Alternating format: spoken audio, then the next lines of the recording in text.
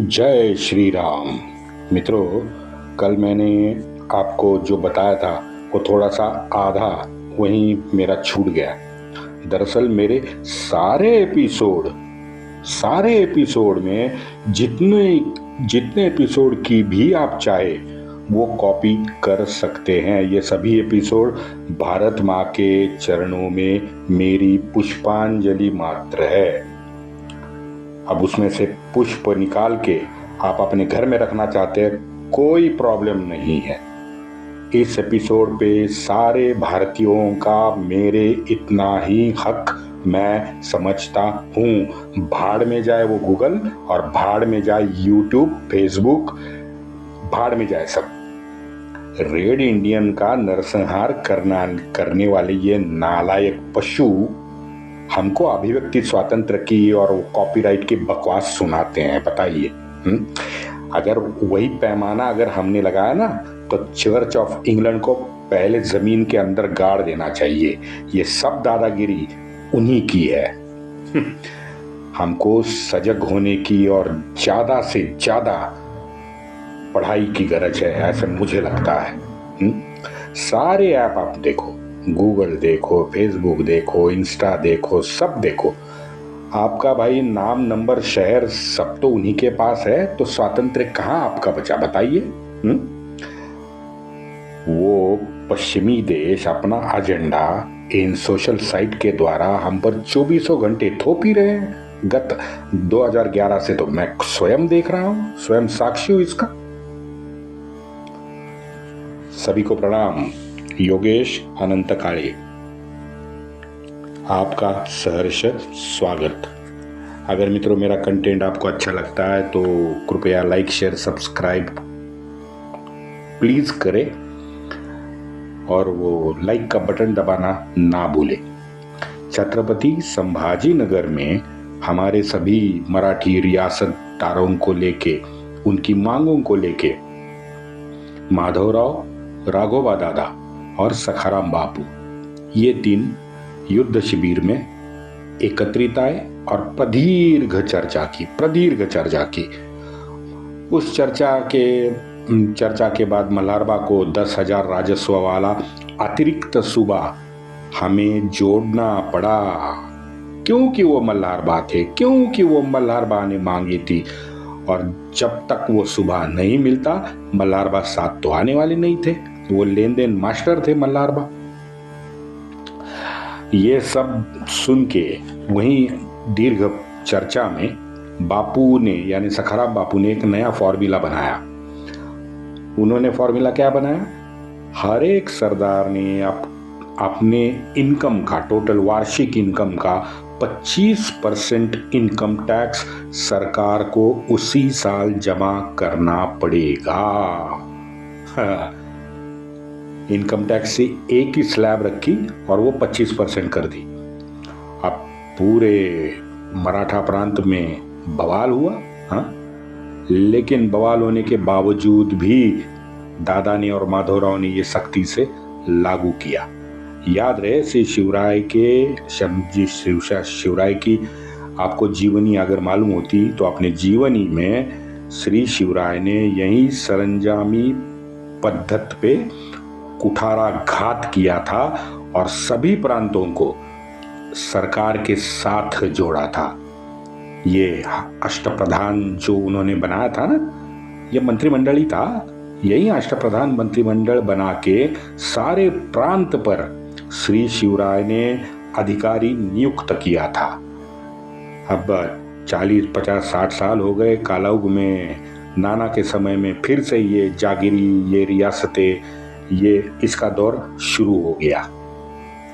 हाँ, गांव इनाम मिलना तो शाहजी राजे के समय से ही अस्तित्व में था, तो वो बना रहा। देखिए, गांव इनाम में मिलना अलग और अपनी स्वतंत्र रियासत बनाना अलग। बापू ने भी ये कायदा करके सख्ती से लागू किया तो सारे सरदारों ने एक डिसीजन ले लिया कि भाई कठिन समय पे सरकार की आर्थिक जिम्मेदारी हमें उठानी होगी और बापू ने भी वही सख्ती कर दी। लेकिन मल्हार बा ने आकांड तांडव शुरू किया। कारण सीधा था भाई, बाकी सब कुछ ठीक है, वो लड़ाई बिड़ाई सब हम कर लेंगे, आधे पेट कर लेंगे, भूखे लड़ाई कर लेंगे, वो टेंशन नहीं है। मल्हार बा से अतिरिक्त पैसे का नाम भी मत लो, क्योंकि अगर उनके सामने पैसे का नाम लिया तो जैसे वो गुनाह हो जाता था। मल्हार बा 7वें आसमान पे उनका क्रोध चला जाता था। लेकिन हाँ, ये थोड़े दिन मल्हार बा के बीच चलता रहा। फिर बाद में उन्होंने प्रचंड नाराजी दिखा के इस सख्ती को मान लिया। खुद पेशवा ने परिवार के जितना भी उनका परिवार का वैयक्तिक खजाना था, वो खजाना पेशवा ने सरकार जमा कर दिया।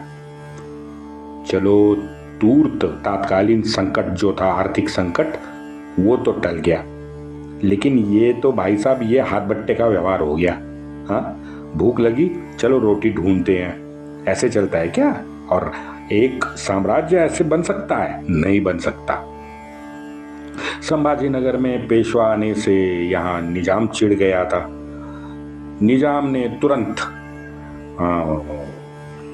हैदराबाद और भाग्यनगर के हमले का बदला पुणे में हमला करने का फरमान उन्होंने निकाल दिया। जानोजी भोसले अपने 20,000 सैन्य और विनायक दास अपने 10,000 को लेके अग्रिम पंक्ति में इस धर्मांध ने रखे। सही है भाई, मरने को कटने को तो काफिर को ही भेजना पड़ेगा। पहले सबसे अग्रिम पंक्ति में निजाम अली तो खड़ा नहीं रह सकता, है ना? फितरत है उनकी, आगे बढ़ते हैं। निजाम ने इस हमले में एक नया काम किया। निजाम ने अष्ट दिशा से हमला करने की योजना बनाई और यही नयापन पहली बार इस हमले में महाराष्ट्र ने देखा। और दूसरी जगह राघोबा दादा को युद्ध शिविर में उसके नन्हे भास्कर के मृत्यु की खबर मिल गई। अब जैसे खबर मिली, उसके दिमाग में जो मंसूबे चल रहे थे ना, विचित्र विघ्न करते, वो प्रतिनिधि पद, वो जानोजी को छत्रपति बनाना वगैरह वगैरह वगैरह, सभी मंसूबे स्वाहा हो गए। अब इसका मंसूबा तो निकल गया, निराश तो दादा 100% होता पहले, लेकिन उसको आत्मज्ञान अभी बीच में प्राप्त हुआ था। लेकिन ये एपिसोड में दादा भूल गया कि भाई इस दुष्कर्म जो दादा ने किया था, निजाम को गले लगना, इसमें प्रतिनिधि गमाजी, यमाजी, गोपाल राव पटवर्धन जैसे जो राष्ट्रभक्त थे ना, वो हमेशा के लिए दादा ने और हिंदवी स्वराज्य ने दूर कर दिए। स्वराज्य से दूर हो गए ये सब अच्छे लोग, छोड़ के चले गए। 12 मार्च को मराठों ने संभाजीनगर में भयंकर लूट की। वहां से फिर वो आगे विदर्भ की तरफ मलकापुर गए। अब मलकापुर जाके वहां उन्हें ज़्यादा कुछ नहीं मिला, 40,000 रुपये की वसूली हुई। मित्रों, आप विश्वास रखो, ये मैंने लूट कहा है। अब कुछ लोग उसी पे उंगली रख के मुझसे प्रति प्रश्न करेंगे, लेकिन ये इन शहरों का जो जीएसटी था वो बहुत दिन से बकाया था। मलकापुर का तो मेरे ख्याल से 5 साल का जानोजी ने दिया ही नहीं था। तो वो ये लूट नहीं, वसूली है, ये लूट बिल्कुल नहीं है। निजाम के जो काफिर थे जानोजी, लगातार पेशवा के पीछे पड़ गए थे। पेशवा मलकापुर गए, उसके पीछे दौड़े, वहां से पेशवा नीचे गए, बाड़ापुर पहुंचे, वहां जानोजी और निजाम उसके पीछे थे। निजाम के साथ जानोजी और 10,000 की फौज भी थी। ये सब पेशवा के पीछे पड़े थे। मराठे उनको चकमा दे के दक्षिण की ओर बढ़े। जरा मराठों का मैं दीनक्रमी बता देता हूं, है ना। 30 मार्च 1763 मराठे पैठन गए। पैठण से 10 अप्रैल नलदुर्ग में वो पहुंचे। आगे उदगीर में 23 तारीख को पहुंचे। बाद में 10 मई को मेंढक पहुंचे तेलंगाना के, और मेंढक से सीधा मराठे 15 मई को भाग्यनगर हैदराबाद पहुंचे। वहां से वो 17 जून को निकले। तकरीबन 1 महीना भाग्यनगर में थे। 17 जून को चीतापुर पहुंचे। चीतापुर से 23 जून को गुलबर्गा पहुंचे कर्नाटका में। गुलबर्गा से जुलाई में पूरा जुलाई का महीना बार्शी और पानगांव के पास की पहाड़ियों के नीचे उन्होंने गुजारा, क्योंकि वर्षा ऋतु था तो वर्षा बड़ी तेज थी। जुलाई का महीना था। थोड़ी वर्षा कम होने के बाद आगे 8 अगस्त को वो बीड़ पहुंचे, और बीड़ से 10 अगस्त को वो राक्षस भुवन पहुंचे। यानी आप देख लो, मीरज में फरवरी में गोपालराव पर जीत हासिल की। वहां से ये लोग छत्रपति संभाजीनगर होते हुए आगे विदर्भ ऊपर उत्तर में मलकापुर गए। अब मलकापुर से सीधा दौड़ उन्होंने लगाई दक्षिण में भाग्यनगर हैदराबाद, और फिर हैदराबाद से 2-3 शहर घूमते वो पहुंचे राक्षस भुवन। यानी 6 महीना तकरीबन मराठा बस दौड़ लगा रहे थे। 10 अगस्त को वहां पे उनको रुकना पड़ा, क्योंकि राक्षस भुवन में प्रचंड बड़ा संग्राम हुआ। हम सुनेंगे इसके बारे में आगे। मित्रों, इन 6 महीने की भागम भाग की जो ये मराठों की रणनीति है, ये मेरे समझ के बाहर है। मैंने 5-6 पुस्तकों में देखा, लेकिन फिर भी मेरे समझ में नहीं आया कि ये 6 महीना इतना घूमते क्यों रहे।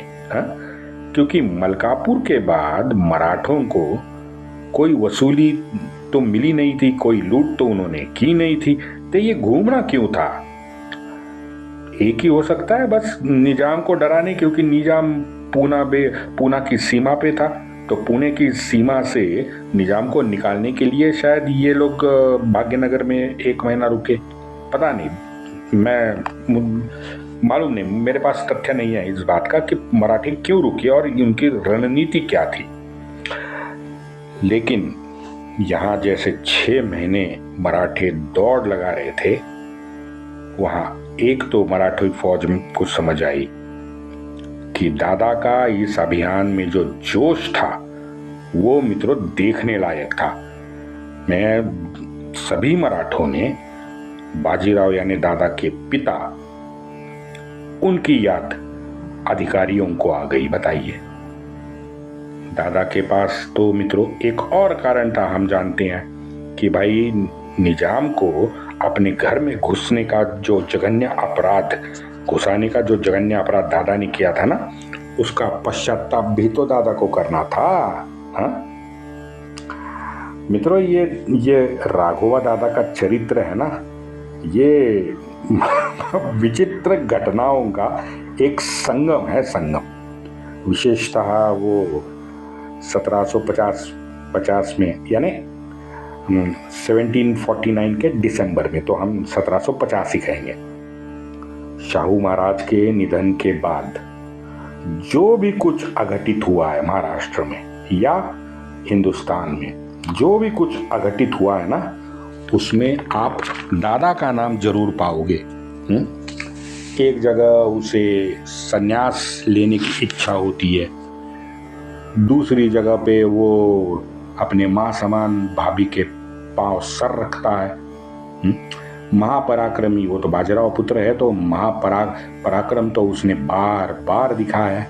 अपने आयु के 14वें वर्ष से आज तक वो पराक्रम दिखाते आया है युद्ध भूमि में।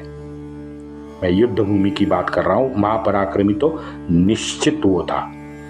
बाद में हम देखते हैं कि बिना मतलब के उसने 6 महीने दिल्ली में चाय पीते गुजारे।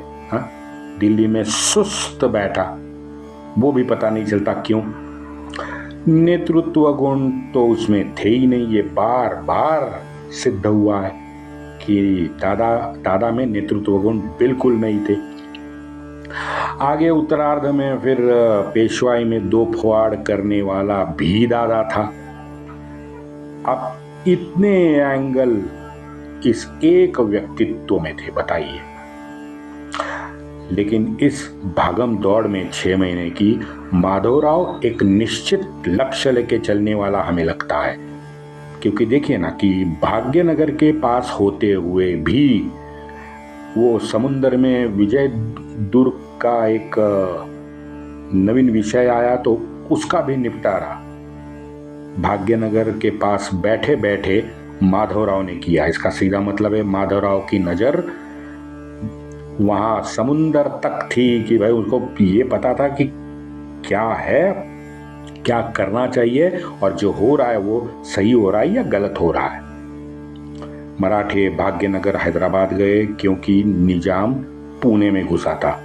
उरई का जो करार है वो मैंने आपको बता दिया है। ये मराठों ने कारण दिया।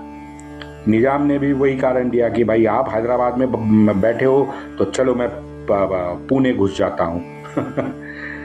पुणे का हाल देखते हैं। पुणे में गोपिका बाई भी निराशे के गर्क में चली गई थी। क्योंकि देखिए ना कि पति के निधन के बाद यानी 1761 के जून के बाद उसे हर तरफ से 2-2.5 साल त्रासदी का सामना करना पड़ा लगातार। और गोपिका बाई जैसी आउटस्पोकन महिला, नेतृत्व गुण जिसके पास भरे पड़े हैं, ऐसी महिला, ज्ञानी महिला, पढ़ी लिखी महिला और पढ़ने लिखने से वो आत्मविश्वासी तो थी ही। अब ऐसे जो लोग होते हैं ना जिनको लगातार मेरी हार के कारण एक निराशा भी होती है, तो वो निराशा एक प्रकार की विचित्र मायूसी में बदल जाती है थोड़े दिन बाद। वैयक्तिक जीवन में एक पल भी उनको अगर उत्साहवर्धक या आनंददायी घटना का मिल गया तो वो उनका व्यक्तित्व निखर जाता है। आपने भी देखा होगा गोपिका बाई को वो क्षण मिल गया, उसके बेटे नारायण राव का विवाह। अब ये भी सामान्य मानसिक अवस्था है। हमने आज भी हम देखते हैं कोई भी माता में आप देखो, अगर उसके बच्चे की शादी हो रही है तो एक विलक्षण शक्ति उसमें आ जाती है। और अपने पुत्र के विवाह में वो देखने लायक शक्ति होती है। बिल्कुल उसके चेहरे पे तेज आता है, दौड़ती है, भागती है, निर्णय लेती है, सब कुछ उसे करना है और सबसे ज्यादा उसे करना है क्योंकि उसके पुत्र का विवाह है। आपने भी अनुभव किया होगा अपने जीवनी में। कोई भी हो, कोई भी आत्मविश्वासु कोई भी व्यक्ति हो, नकारात्मक से जब घिरता है तो ऐसे ही किसी सकारात्मक क्षण की अभिलाषा करता है। उसको हमेशा तलाश होती है उस क्षण की, क्योंकि सारे अंधकार में उसका जो जीवन चल रहा था, तात्कालीन जीवन रहता है, उसका नाश उसे भी पता होता है कि इस सर्व अंधकार का नाश होगा और पूर्ववत वो अपने का कर्म में तेजी और पूर्ति दिखा के जुड़ सकता है। ये उस क्या बोलते हैं उसके निराशाजनक परिस्थिति में जकड़ा हुआ आत्मविश्वासु, उसकी यही अभिलाषा होती है कि जल्द से जल्द मेरे जीवन से ये अंधकार जो है वो निकल जाए और पूर्ववत मैं अपने कर्म में वही पुरानी तेजी और पूर्ति लाऊं। हर एक का यही इच्छा होती है, अभिलाषा होती है और हमने ये अनुभव किया भी है। परमात्मा पे विश्वास और आस्था, ये मेरा वैयक्तिक अनुभव मैं आपसे शेयर कर रहा हूं। परमात्मा पे विश्वास और आस्था ये सकारात्मक क्षण पाने की मास्टर की है। विश्वास रखो। मंदिर मठ में ओमकार का स्मरण करते हुए नकारात्मक आप सोच के दिखाओ ना। ये प्रयोग मैंने कई बार किया है, कई बार। असंभव है, आप भी ट्राई करें चल, क्योंकि ये तो मित्रों निशुल्क है। कभी भी आप मंदिर में 5 मिनट बैठो, ओमकार उच्चारण करते रहो और सोचो कि मेरे दिमाग में नकारात्मकता आ रही है, नकारात्मक विचार आ रहे हैं। हो ही नहीं सकता, हो ही नहीं सकता। चलो आज का विषय अलग है। तो ये नारायण राव का विवाह गोपिकाबाई ने तय कर लिया। तब गोपिकाबाई सिंहगढ़ में निवास के लिए गई थी, क्योंकि निजाम के हमले का डर था। लेकिन उसको अपेक्षा भी थी कि भाई निजाम से गोपाल राव पटवर्धन हमें बचाएंगे। पागल आशा, क्यों बचाएंगे भाई? गोपिका देवी जी क्यों बचाएंगे आपको? सीधी बात है, उसका अपेक्षा भंग तो होना ही था, जो हुआ। और मित्रों मैं आपसे भी पूछ रहा हूं, गोपाल राव ने ऐसी क्या बड़ी गलती की थी, समझ में नहीं आता यार। उससे तो कई गुना ज्यादा दादा और वो उस वक्त की जो इंडी गैंग थी, उन्होंने गलतियां की थी। आप बताओ, राष्ट्रद्रोही हूं और वो भी खानदानी राष्ट्रद्रोही। अब इस खानदानी राष्ट्रद्रोही को अपने हिंदवी स्वराज्य का सेनापति इस इंडी गैंग ने बनाया था ना, ये गलती नहीं थी। अच्छा, उसके ऊपर की कड़ी, स्वामी निष्ठ गोपाल राव पटवर्धन को इन्होंने सड़क पे लाके खड़ा कर दिया। बताइए, ये गलती नहीं है? गोपाल राव की या गोविंद हरि उसके पिता की अपने लिए एक स्थायी रियासत की मांग करना, और वो भी 20 साल के बाद, क्या अजीब था? क्या गुनाह किया था उन्होंने ये मांग के? नहीं किया था, लेकिन अब क्या करें, गोपाल राव को सड़क पे तो इन्होंने ला दिया। और ऐसी परिस्थिति में सड़क पर आया हुआ गोपाल राव भी आत्मग्लानि में मूर्खता करते गया। निजाम के यहाँ उसे क्या लाभ मिलने वाला था बताइए? कुछ नहीं मिलने वाला था। वो भी जानता होगा कि भाई निजाम मुझे तो कुछ देने वाला है नहीं। इनफैक्ट वो मतलब साधने के लिए मेरा इस्तेमाल करेगा, वो भी जानता होगा। राष्ट्र कार्य जैसे दिव्य कर्म से मुंह मोड़ के बस आता दिन ढकेल रहा था। आगे फिर जब तक पेशवा से उसका वार्तालाप नहीं हुआ, गोपाल राव मित्रों निस्तेज पड़ा रहा, निस्तेज हो गया। बताइए। वंदे मातरम।